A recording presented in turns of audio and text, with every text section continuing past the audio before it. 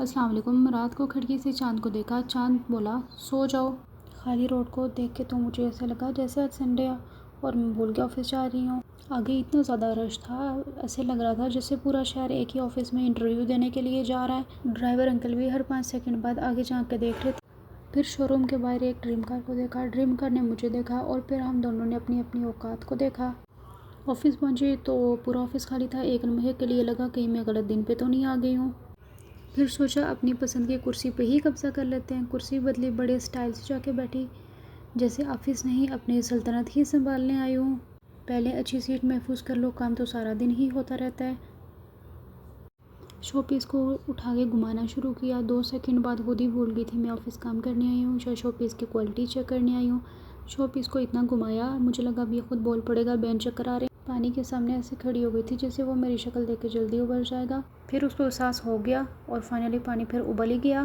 काफ़ी को अपने हिसाब से मैंने कप में ऐड कर लिया और इसके साथ फिर मैंने इसमें पानी को ऐड कर लिया। पानी को ऐड करने के बाद मैंने इसको चम्मच को अच्छी तरह से घुमाया।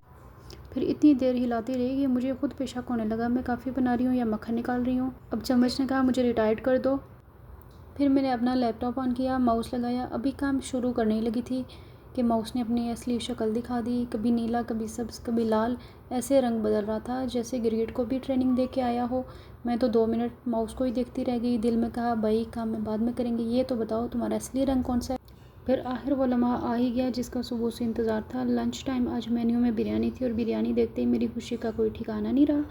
मैंने फ़ौरन प्लेट में निकाली और बड़े प्यार से बिरयानी डाली जैसे सोना तोल रही हूँ, एक दाना भी ज़ाया ना हो।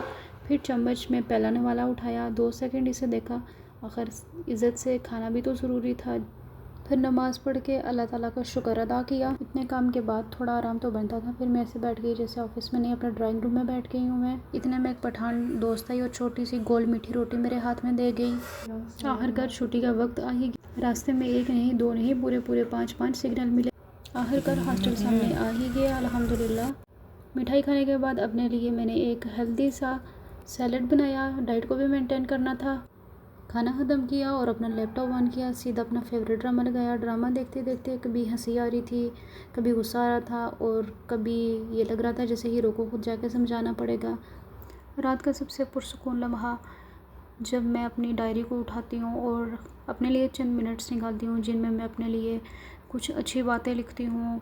आज का दिन मेरा कैसा गुजरा, कौन सी बात ने मुझे खुश किया, कौन सी गलती से मैंने सीखा और किन नेमतों पे मैंने अल्लाह का शुक्र अदा किया। मैं ये भी लिखती हूँ कि आज मैंने अपना वक्त कहाँ से अच्छा इस्तेमाल किया और कहाँ बेहतर कर सकती थी। फिर अगले दिन के लिए अपने छोटे छोटे मकसद लिखती हूँ। बड़े ख्वाब भी नहीं, छोटे कदमों के साथ पूरे होते और ये बात मैं हमेशा खुद को याद दिलाती हूँ। चलें जाते जाते एक नया काम भी कर दें। लाइक, फॉलो और सब्सक्राइब लाजमी कीजिएगा। अल्लाह हाफ़िज़, मिलते हैं कल।